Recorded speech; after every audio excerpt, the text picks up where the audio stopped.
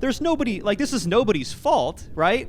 Right. It's just sometimes this is what happens in bike racing, and it's so important to be like ready to go, hands on the hoods, fingers on the brakes, and that's what ended up saving you in this moment, is you reacted so quickly. I think we can do better than that. Are you ready for another one? Riders, ready, and away we go!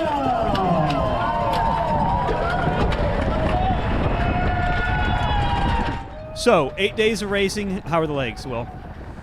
My legs are getting a little tired at this point. Luckily, I feel like compared to most other crit racers, I've been doing a lot of stage races, so I'm a little more used to this, and my legs maybe aren't as sore as other guys, but we can only find out. You know what I find? People ask me that a lot. Hey, at the end of like Intelligentsia Cup, which is just like Toad here, Tour of America's Dairyland, it's 10 days of crit racing.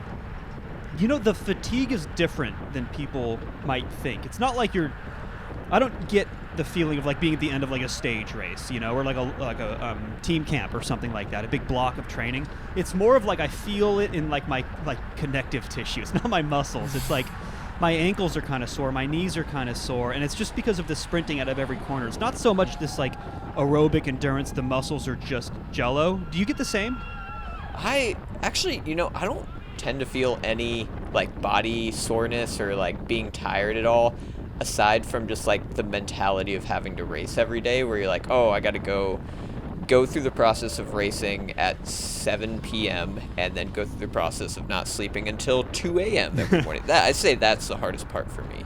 No, totally right. I'm glad you mentioned that, because that's what I was going to say. Also, is like there's the mental component too. When you get to the end, you guys, crit racers understand, like, you have to be mentally on for 60 minutes, sometimes 90-minute crits, and that's taxing. There's a mental component too. So, there's more to it than just the physical side of it after 8 days of racing. But that's where we're at now. And Will, you're up against this is national level crit racing. If you guys are new to the channel, crit racing at Toad is right up there with like nationals and stuff like that. And Will is doing the national tour on long story short, not the team you were originally going to be on at the beginning of the year. Which team are you on for this race? Right, this team is called Velocious Sport, the team I first started with, so kind of feels nice to do that. We've got Clayton Travis, who actually is second in the overall in this current race, so we've been doing pretty well and been consistent throughout the whole series. And then first, who's leading the Omnium right now? I think Lucas Burgoyne for this race right. Was leading the Omnium. We've got Wolfgang on the left there. I don't know if you can see, he's on Mahalo Push Bikers. He's German, so almost an international field. There's a whole German team here too, aside from just Wolfgang, so it is a pretty stout competition. Right, Rainstorm, Legion, Blazers, the list goes on. We won't spend a whole lot of time going through it, because just trust us, bro. It's a fast field. Look, we're going over 30 miles an hour. So anyway, let's dive into how this race plays out, and it's gonna happen real fast. There are fireworks early on in this race. What do you say, Will? Let's jump in. Okay, but first, a message from today's video sponsor. Grüns, how's my German, guys? Thanks to today's video sponsor, which is Grüns, a daily supplement that gives you comprehensive nutrition, and it is in these little gummy forms. And you know what it reminds me of? Millennials out there will know what I'm talking about. The Flintstone gummies from back in the day. I look forward to eating these because they're delicious. I'll show you exactly what they look like here. So they are these little bears, and there's no artificial ingredients, there's no colors, and I had to slow down actually, because they sent me these, and I mean there's only 2 left in here. Thankfully, they sent more. This is their sugar-free one. Have not tried it yet, but if it tastes anything like their original formula, I'm interested.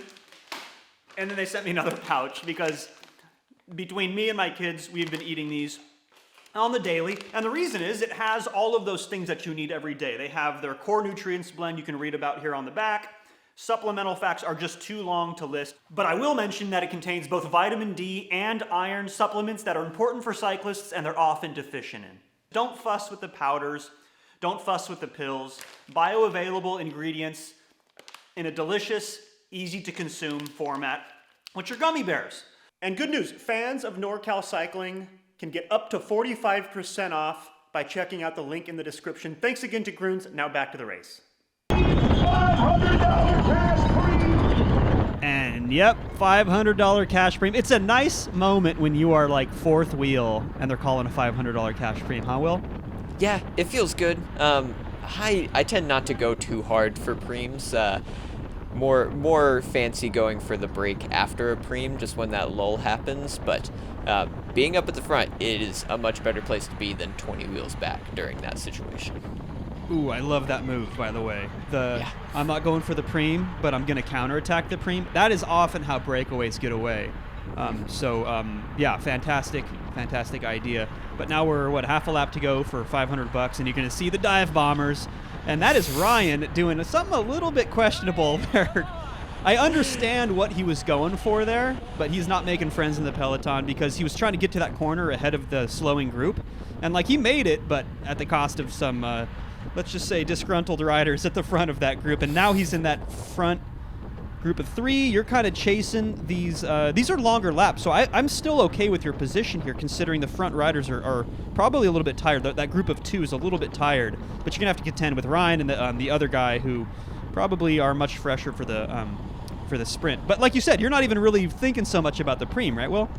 Right, yeah, I'm just kind of saving the legs as much as you can doing 700 watts and hoping to follow this wave, not going all out like these two guys have gone a little too hard, and now I'm just going to try and be up at the front and follow anything that goes over top, or maybe be the person who goes over top of it. Just take advantage of that. Yeah, and by the way, I think I was wrong. I think that group of two didn't make. Oh no, it looks like the group that Ryan was in maybe made it with that group of three. Anyway, counterattack from the preem with the intention of putting breakaway together off the front. Looks like it's coming together now. And don't mind the power, guys. His Garmin was in his pocket and wasn't connecting with his power meter on and off throughout this race. So the power is going to be a little bit. Oh, there it comes right back for 1,000 watts out of that corner. But following, who is this again?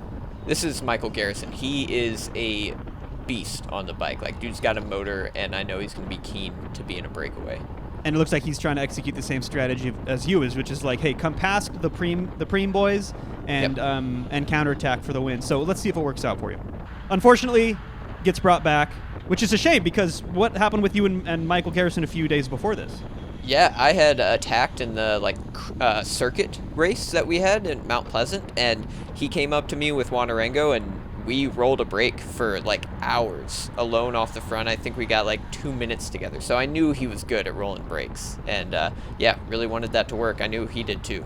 But we're on another preem lap here. We fast forward and look at this move, guys. I want to play this move a couple of times because holy smokes, Noah Granigan coming in hot, and I want you guys to see he's putting on a masterclass on how to get a run at sprinters. He takes down the preem, but let's watch this one more time. Let's just rewind this. Okay, so here comes Noah on the right, and he is going to come in with 2 more miles an hour, continues pedaling through this corner, finds this gap, and just puts on a clinic. You can't, if it's 2 miles an hour faster like that, you can't come back on terms with somebody within 50 meters, right, Will? It's impossible. So it was just such a well-executed move. It was a kind of a slower burn instead of a short, sharp attack. And you are now in this position where, hey, again, you didn't win the preem, not really the point. You are now going to follow these riders. There's Ryan again doing the same thing, following riders, thinking about, okay, now how do I capitalize on, these slowing riders at the front? Noah, because he's Noah, just continues smashing. He wins the preem and just continues smashing, which is kind of his move. But Will, you're thinking, dude, I want that to be me, right? Yeah, so I'm going to surf here a little bit. You can see Rainstorm's kind of sitting up, letting it happen. And on the left here, we have Troy Fields of Team California. And I hop on that train, dude. It was perfect. Last one out of town. And he keeps looking back, and you're jumping right on. This is fantastic. Right at the front, he's smashing. If the power meter is working, it'd be 1,000,000 watts. Right? No, I'm just kidding. But you guys are going fast, 35 miles an hour. So you're just trying to get up to Noah because this looks like a ready-made breakaway. Let's see if it works out. You're right there. We got to go. Okay, as you can hear, that is Noah communicating with the guys in the breakaway. I want you to understand that people communicate in breakaways, and bike races in general, but I want to bring the audience here inside the breakaway, because this is now a successful breakaway. And Noah had he's obviously a seasoned breakaway rider. He had some really interesting tips. Do you want to walk us through it, Will? Yeah. He was just kind of coaching us through, like, stay on one side of the course. He had noticed before that, like, if you're in one gutter or the other, you can't really see riders up the road as much. This being, like, a super wide course, it's a lot less obvious if somebody's over to the side. But the other thing that's going on here is we are close to getting caught by the field. And so Noah had negotiated with me. He was like, we got to lead you out for this preem. There's a $300 preem on the line this next lap. And we're going to split it. So he's going to lead me out, and we're all going to get $100. Right. If everything goes right. Right. So, like, you guys aren't teammates, but you made an agreement in this group, which is totally fine, that, hey, we're not going to attack each other from the breakaway for preems. We're going to split the preems, and we're going to maximize our chances for success. But unfortunately, get your doors blown off by your former teammate there, right? By Cade? Yeah. Cade comes around with a lot of speed from that group, and he caught us at the perfect time. He's got a good sprint, too, so I was no match for it, especially coming out of that corner and, like, losing a little momentum behind Noah, which was the wrong thing for me to do. But as it happens, I am now getting close to being in another breakaway with my former teammate, so I know how to work together with him, and I know he's strong and he's a good sprinter, so we might have something going here. And again, according to plan, like, you are going after the preem, right? So, like, technically, right. This is still according to plan. But I want to come back just real quick to, like, out of sight, out of mind. I just want to echo, like, how important that is when you are in a breakaway. Like, if they can't see you, they're much less likely to chase you back. Yes, yeah, absolutely. The field, especially like solo riders, not being able to see how far that group is, they're going to be way less motivated to jump across the stuff. Right. So now one more time off the front with your former teammate. Let's see how it works out. All right, unfortunately, you're caught. This is like 4 laps to go. We're coming into the sprint. And yikes, Will. I don't know how you saved that one. But there's your hand pushing the shifter back in, or back out rather, like we talked about at the very beginning. You were so white knuckled on your handlebars. Let's watch that one more time, shall we? Because we watched this a couple times already, and I think I see like what happened. So if we come back here, this is just one of those things, guys. Like, you can see this rainstorm rider, little tiny move to the left to avoid something that was probably happening to him, in front of him, some overlap, something really small. But this is what can happen, is there's this big ripple effect. And then by the time it gets back to you, Claver Martinez is moving like 4 feet to his left. Yeah. Again, there's nobody, like, this is nobody's fault, right? Right. It's just sometimes this is what happens in bike racing. And it's so important to be like ready to go. Hands on the hoods, fingers on the brakes. And that's what ended up saving you in this moment, is you reacted so quickly. I think another thing that could have happened here too is, like, if you're on the inside of that corner, you're not going to get that ripple effect nearly as much. That's why inside is almost always the best place to be in a corner. 100%. Good point. Yeah. People often, ask me like, oh, Jeff, should I take the inside or the outside? I say, hey, all things being equal, the inside is clearly the better option. It's a shorter line. You can take it faster than people. And also, if there's ever a crash, things go out, right? People crash, they generally low side, so they wash out, and their bike goes to the outside. So you don't see as many crashes on the inside. But for that reason, everyone wants to crowd the inside. So it's just really a dynamic. That's what I love about the sport, is sometimes the inside's good, sometimes halfway through the race, the outside line's good, and it can really change throughout a race. I love getting that vibe of a race, of like, oh, I got all these corners worked out. My best results always come when I feel like I have the course worked out. And it's not so much the course, right? It's the competition, too. Anyway, I'm getting really wordy here. We are inside of 4 laps to go, and man, when you're on the brakes, pushing your hoods back in, Will, with 4 laps to go, doesn't bode very well for the rest of your race. It looks like you're working some magic to try to move back up, but you got your work cut out for you. Yeah, indeed. I was going to try and get as close as I could to getting the points. I was still sitting like 7th overall, 8th overall here, so that meant I got a front row call-up every day. And then if I could possibly help out with Clayton up in the front, getting him in a good position, but my work was like way too cut out for me. Yeah, and you were pretty active early on. I mean, you had some promising-looking ones there with Michael Garrison and others, but Noah Granigan, of course. But, of course, that's bike racing, right? Yeah. There's only one winner. 120, 130 people show up, and it's the unfortunate reality. It makes the win so much more special. But let's talk about your teammate, because he ended up getting a good result on the day. Yeah. Clayton ended up in 4th behind the Rainstorm sprint, which was Alfredo and Jordan Parr up there, and then Mido James Gardner in 3rd between them there. So he got 4th, which I think against those sprinters is pretty class act, and it boosted our spot in the overall, which was cool. Fantastic. Well, Will, you got some big races coming up. You're going out to Chicago. I just sent out a 360 camera, Will, by the way, today. You should be getting it in the next couple of days. Thanks again to Grunes for sponsoring this video. Up to 45% off, link in the description. Will, great having you on as always, man. Thanks, Jeff.